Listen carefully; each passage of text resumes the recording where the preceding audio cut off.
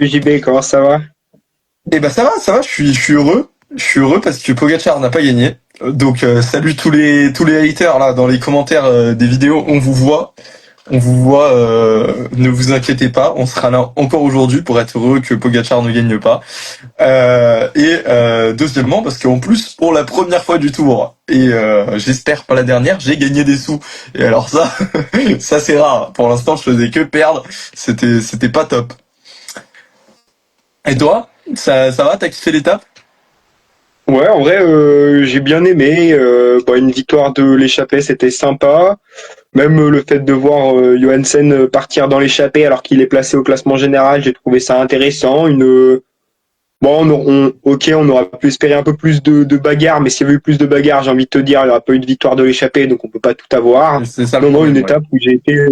une étape où j'ai été assez satisfait, franchement.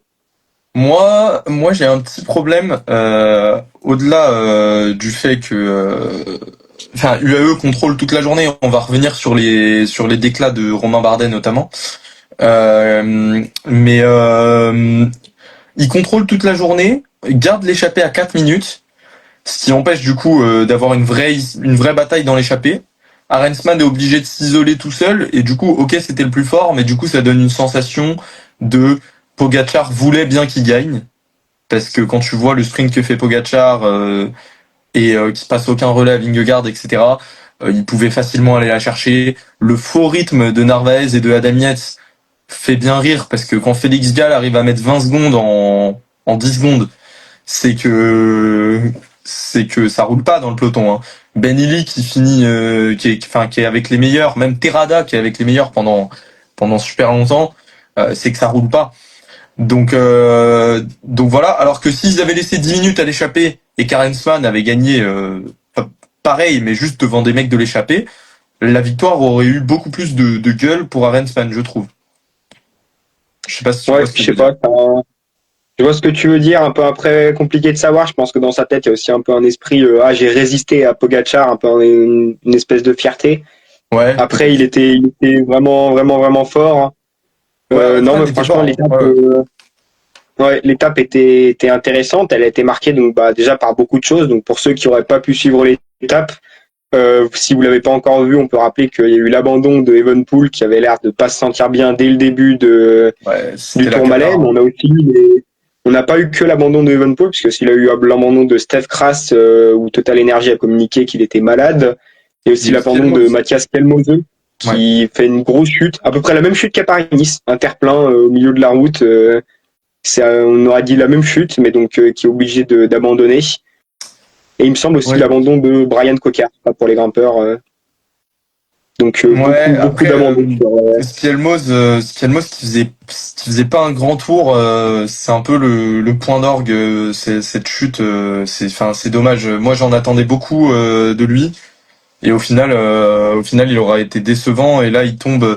Faut dire qu'il a plu. Les descentes étaient vachement dangereuses. On a vu Lenny Martinez notamment, si on revient plus tôt dans l'étape, passer le Tourmalet en tête, et puis après perdre 1 minute sur des mecs qui sont pas non plus des descendeurs. C'est pas Nibali derrière, c'est Sepkus et Paré Peintre. Tu vois, c'était Ouais. pas les meilleurs descendeurs du monde, donc c'est que vraiment la descente faisait peur. Voilà. Lenny qui a pris pas mal de points pour le maillot de meilleur grimpeur. Du coup, Arensman fait un peu ses affaires en prenant des points à Pogacar à l'arrivée, même si Pogacar n'est qu'à 8 points de Lenny, donc ça reste encore très compliqué de voir Lenny ramener le maillot à Paris. Mais bon, là, c'est pas fini. Et Arensman, qui du coup s'est replacé aussi sur ce maillot, hein, parce qu'il est à 48 points, donc il est qu'à 12 points de Lenny. Donc peut-être que ça peut être un objectif pour lui aussi en fin de tour. À voir. Ouais, franchement, à préciser d'ailleurs, je trouve une bonne journée pour les Français avec donc Martinez, comme tu l'as dit, qui récupère pas mal de points, qui s'est bien montré à l'avant. Je trouvais que c'était une journée un peu sympa pour les Français, même s'il n'a pas de résultat clé à la fin de l'étape. Ouais. Vauclin qui résiste bien et qui reste cinquième du général, donc il se fait uniquement remonter par Only, mais donc qui a quand Ouais. même plutôt Et bien Vauclin, résisté. Vauclin, Jordan, le top 10 commence à se dessiner, hein. Parce ouais, que avec clairement, les abandons de Remco principalement, mais même de Skelmos qui était pas hyper loin. La forme de Carlos Rodriguez qui est toujours en question, hein, parce qu'il était dans l'échappée avec Arensman. Au début, moi je pensais que c'était Arensman qui bossait pour lui. Au final, c'est carrément l'inverse qui s'est passé. Bah, Donc c'est sûr que Kevin Vauquelin a déjà quand même 12 minutes d'avance sur Carlos Rodriguez, donc ça commence à faire pas mal. et puis le 9e, c'est Et Ben même, Ili. ouais, Excuse-moi quoi. Je veux dire, Ben Ili il se bat bien et tout. Et aujourd'hui, il finit devant Vauquelin. Il finit avec Roglic, donc très étonnant à mes yeux. Mais ça reste Ben Ili, quoi. C'est pas un grimpeur. Je veux bien que Kevin Vauquelin soit pas un grimpeur non plus, mais euh, il a combien d'avance? Il a 8 minutes d'avance sur Ben Ili. J'ai du mal quand même à penser qu'il va perdre 8 minutes sur Ben Ili, tu vois. ouais, à part C'est une possible. explosion, je suis plutôt d'accord. Après, le tour est encore long, donc faut se Ouais, c'est méfier. possible, mais Mais effectivement, je pense que voilà quoi. le top 10 est envisageable et j'irai même plus loin. Pas que pour Kevin Vauquelin, mais en vrai, avec ce que nous a montré Jordan Jegat aujourd'hui, qui se classe maintenant donc 11e du Ouais. classement général à seulement 1 minute 30 de Carlos Rodriguez, le top 10 pour Jordan Jegat est franchement envisageable. Et Bon, envisageable Guillaume aussi, ouais. Martin, qui est 13e, ça devient plus compliqué, parce qu'il est quand même déjà à plus de 31 minutes. Donc, ça commence à faire quand même loin pour Guillaume Ouais. Martin, mais donc le top 15, ça reste quand même une bonne performance. Hein. Après, comme on l'a dit, je sais pas à combien de minutes se situera le top 10, et ce sera peut-être plus de 30 minutes. Donc pour un Jordan Jega, il y a Ben O'Connor qui est 12e, Guillaume Martin. Moi, ce que je ferais, c'est que j'essaierais de prendre une échappée. Hein. On sait jamais laquelle va aller au bout. C'est à double tranchant. Mais en fait, t'es déjà tellement loin que ça va te laisser sortir. J'ai du mal à voir, par exemple, si Jordan Jega ou Ben O'Connor ou Guillaume Martin sortent devant, j'ai du mal à voir la Ineos contrôler pour sauver le top 10 de Carlos Rodriguez. Je pense que quand t'es Ineos, t'en as un peu rien à foutre d'un top 10. Donc voilà, on a vu Carlos Rodriguez aujourd'hui être devant. C'est la preuve que quand t'es à... Même Johan Essen, pardon, aussi, encore plus. C'est la preuve que quand t'es dans ces eaux-là, t'as un bon de sortie. Donc autant essayer d'en profiter, je pense. D'ailleurs, Jega était devant, il me semble, aujourd'hui aussi, si je dis pas de bêtises. Oui. Et je Pendant un trouve, moment. je trouve d'ailleurs que c'est franchement un bon plan pour Jordan Jegat, parce qu'on a vu que il est allé dans l'échappée, il a fait quand même l'effort de rouler. On n'aurait pas dit, il y a certains leaders, évidemment, ils vont dans l'échappée, ils passent pas un coup de pédale. Je trouve ça un peu Ouais, dommage. Jordan ouais, Jegat, ouais. il a pris l'échappée, il a fait l'effort de rouler, mais il n'en a quand même pas trop mis pour quand il s'est fait rattraper, il a pu bien s'accrocher, franchement. Pas Donc comme moi, j'ai trouvé Tobias que le plan Johan de, Essen, hein, qui a fait ouais, j'ai pareil. trouvé que le plan de Jordan Jegat était intéressant et que ça lui permettait dans tous les cas d'être plutôt bien, parce que donc si l'échappée était allée jusqu'au bout, ça aurait été encore mieux. Mais là, on se rend compte que l'échappée n'est pas allée jusqu'au bout, mais qu'il s'en sort quand même très bien. Ouais, je suis d'accord avec toi. Pour finir sur les membres de l'échappée, du coup, et revenir sur Tobias Haaland, Johan Essen, on va dire à la fois bonne et mauvaise opération un petit peu pour lui, parce que il y a Félix Gall qui était un peu derrière et qui était très fort aujourd'hui, qui du peloton est sorti et on a vu Johan Essen essayer de prendre la roue et il a pas réussi. Peut-être que s'il était resté derrière, il aurait réussi à prendre la roue et du coup il aurait pu rester devant au classement général. Malgré tout, pour Johan Essen, je trouve qu'un top 5 est encore facilement envisageable. Hein. T'es à Donc, 12,33 de Pogacar, ce qui fait que t'es à moins... Enfin, non, t'es à tout pile... pardon, attends, je dis des bêtises ou... il a Je dis deux la bonne minutes ligne. du top Ouais, 5. t'es à 2 minutes 10 de Vauquelin et t'es même entre guillemets qu'à 3 minutes de Oscar Onley, même si Oscar Onley paraît être un peu au-dessus de la mêlée. Euh, je trouve que c'est le top 5, la bataille pour le top 5 qui va être la plus intéressante parce que j'ai l'impression quand même que Lipovic sécurise son podium aujourd'hui. Ouais, je suis d'accord que Lipovic, ça a l'air d'être fort. Hein. Il commence à prendre de plus en plus de temps. On disait il y a 2 jours, oui, il reste encore beaucoup d'étapes de haute montagne qui sont difficiles. Mais bon, si Lipovic se sent moins bien en dernière semaine, mais qu'il a chopé 4 minutes d'avance, bon bah ça fait que ça ira. Voilà, c'est ça. Donc oui, il commence à sécuriser quand même son podium, mais je suis d'accord avec toi que le top 5, il va vraiment être très intéressant. Et d'ailleurs, petit truc que je trouve franchement qui est vraiment bien, on a dit juste avant, peut-être que pour Johansen, finalement, ça n'aura pas été très bénéfique cette échappée. mais Ouais. je suis quand même vraiment content de l'avoir vu être allé dans cette échappée. Je trouve que ça Mm. change des plans d'habitude. Il a tenté quelque chose, il a tout Ouais. donné. Pour moi, pas trop de regrets. J'ai trouvé ça trop cool en fait qu'il se mette dans cette échappée. Un autre qui a tenté quelque chose, c'est Jonas Vingegaard.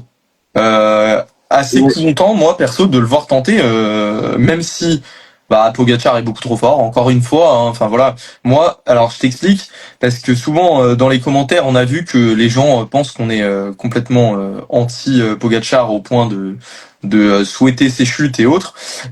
C'est pas vrai du tout. Mais moi, j'ai regardé l'étape avec mes parents à côté, qui ne suivent pas le vélo.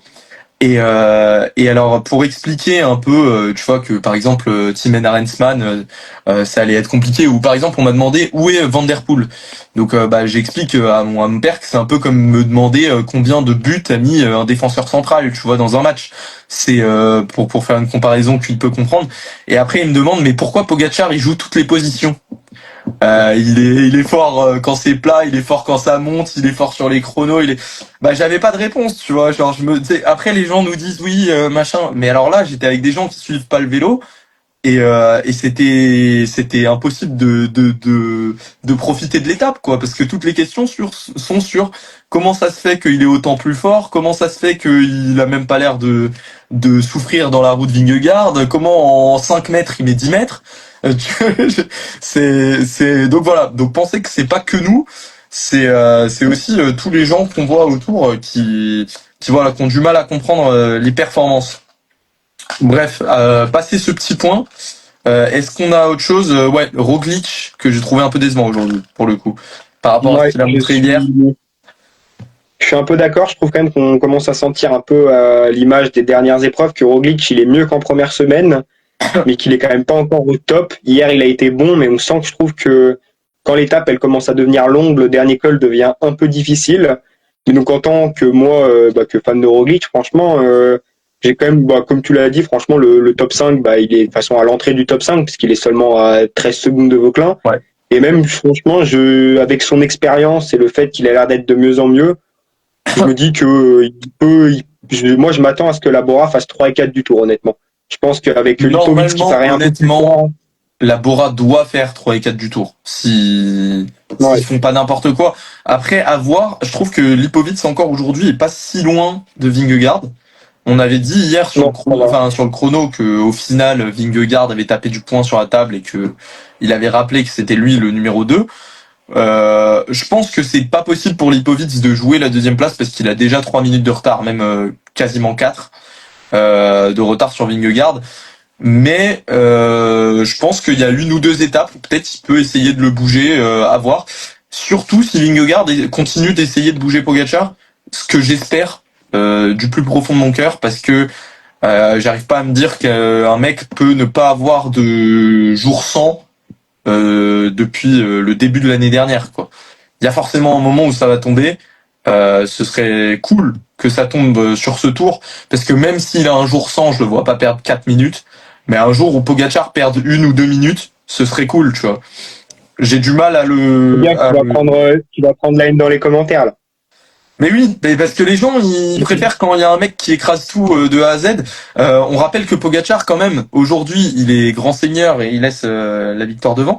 Mais il peut facilement aller chercher, malgré ça, le record de victoire sur un seul Tour de France qui est à 8 étapes. C'est encore jouable hein, pour Pogacar. S'il prenait Ouais, aujourd'hui, c'est c'était vrai. même facile.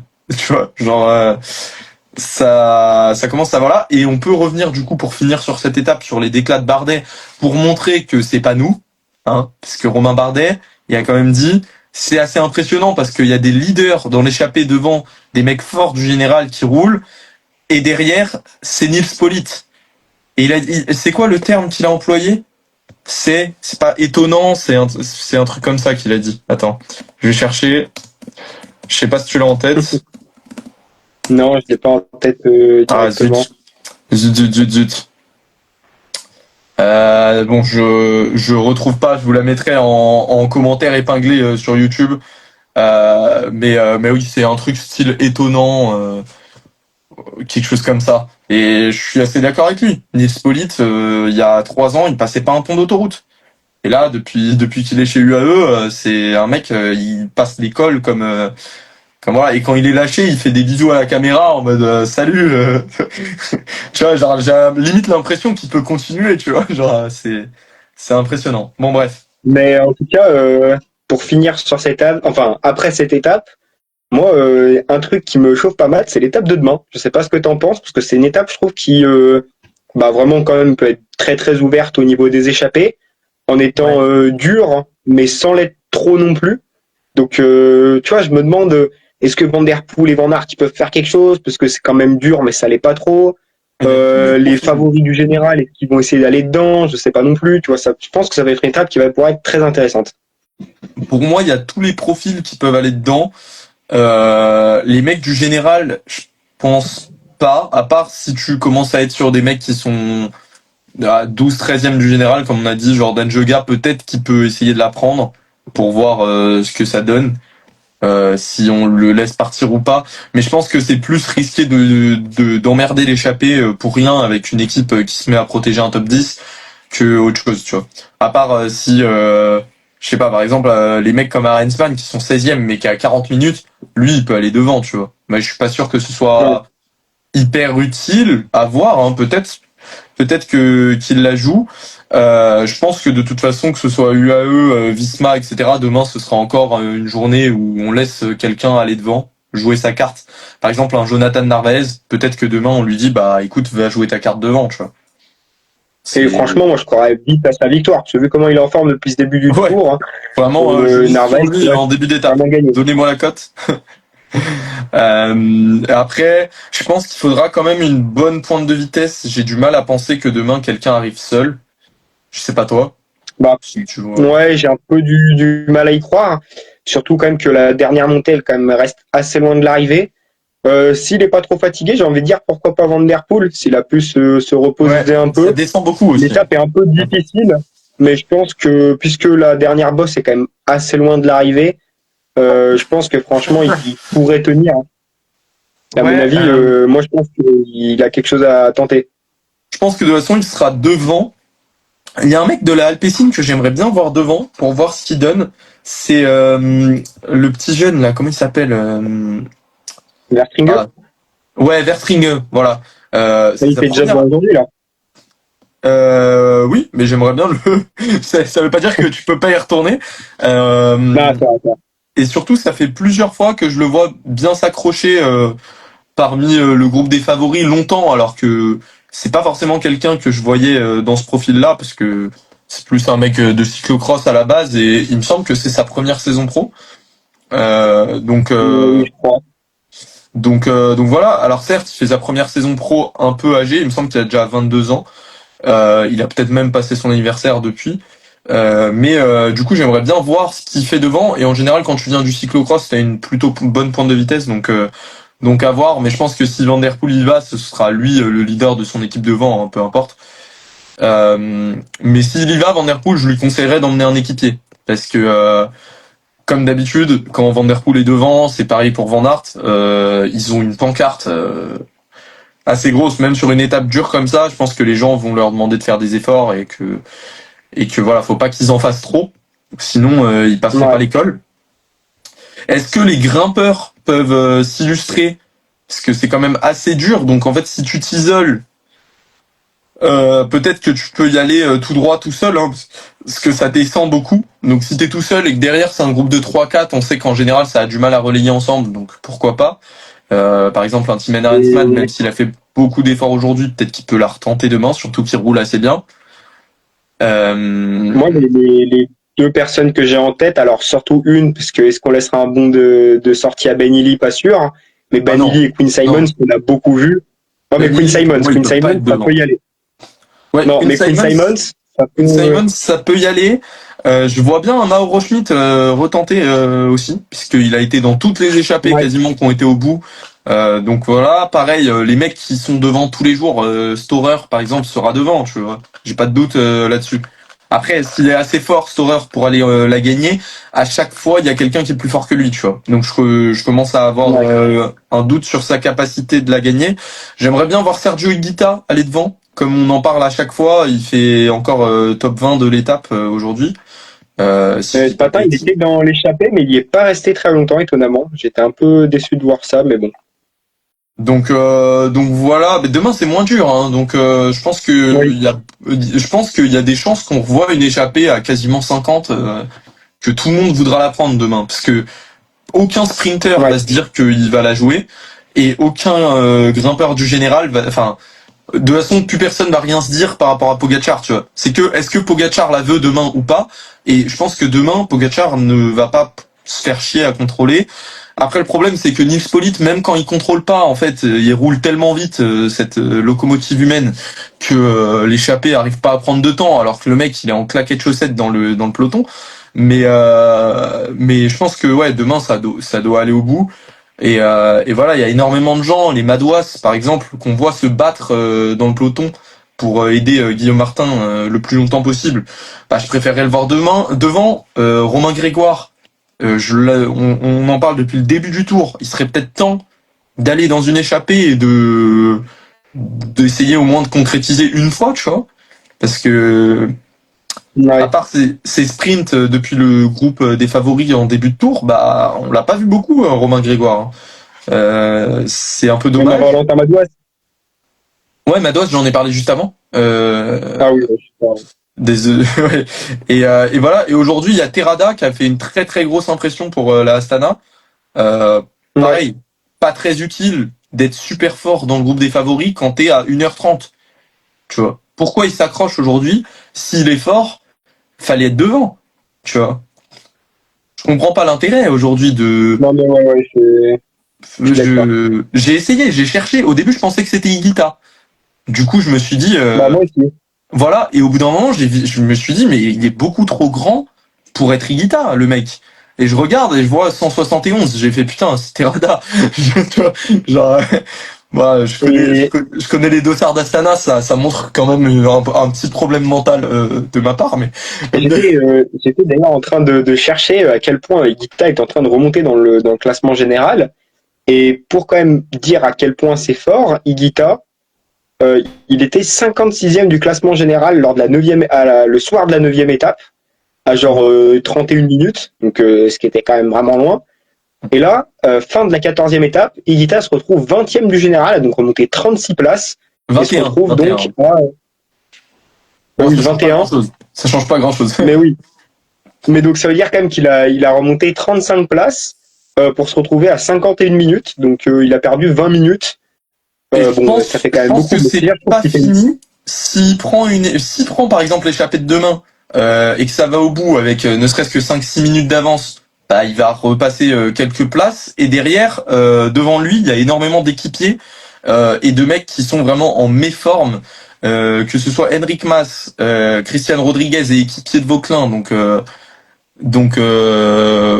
il sera pas là à la fin. Simon Yates et Kuss, voilà, je vais même pas en parler parce que c'est aberrant. Matteo Jorgensen, qui s'est complètement relevé aujourd'hui. Est-ce qu'il va continuer de se relever ou voilà, ça c'est la question. Je sais pas. Bon, Higuita, peut-être un top 15, c'est jouable, tu vois. Euh, pour le top 10, je pense que c'est compliqué, tu vois. Faudrait vraiment que les mecs devant craquent. Je pense pas qu'un Guillaume Martin craque complètement. Guillaume Martin qui prendra peut-être l'échappée demain s'il sent que qu'il peut reprendre du temps. Il a un peu de flair pour ça, j'aimerais bien le voir devant aussi. Voilà. C'est quoi ton prono du coup? Si tu devais donner quelqu'un? Donc bah, évidemment, je dirais victoire de l'échappée demain. Ouais. Mon petit prono, en vrai, s'il a bien récupéré quand même Van Der Poel, je pense qu'il peut être très fort là-dessus. Bonne pointe de vitesse, je pense qu'il peut tenir, hein. Moi, Van Der Poel, j'y crois à la victoire. C'est un peu le prono facile, Ouais, demain, mais voilà. moi, j'ai du mal à y croire. J'aimerais bien parce que je suis toujours aussi fan de lui, hein, ça bouge pas. Mais je trouve qu'il récupère pas très bien sur 3 semaines et euh, et demain c'est assez dur quand même. Je pense que s'il y a des vrais grimpeurs, ils essaieront de le lâcher avant d'arriver au sprint, quoi. Pour moi, mon prono sera bien sûr l'échappée. J'aimerais Romain Grégoire parce que j'aimerais bien une victoire française sur ce tour. Mais honnêtement, mon prono, si je devais mettre vraiment quelqu'un, ce serait Jonathan Narvaez, qui pour moi demain aura sa carte et je vois pas quelqu'un arriver à prendre sa roue. Et même si il arrive pas tout seul, bah il allume tout le monde au sprint, quoi. Tu vois, genre c'est vraiment le mec à tout pour lui, quoi. Donc donc bon, ce sera mon prono pour moi. C'est tout pour aujourd'hui, je pense. Ah oui. Ouais. Et ben on se retrouve demain à la même heure pour le live et salut les goths.